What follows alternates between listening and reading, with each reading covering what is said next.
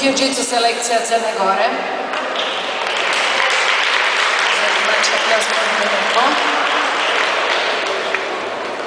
Ju-Jitsu klub Sokol Kotor Crna Gora.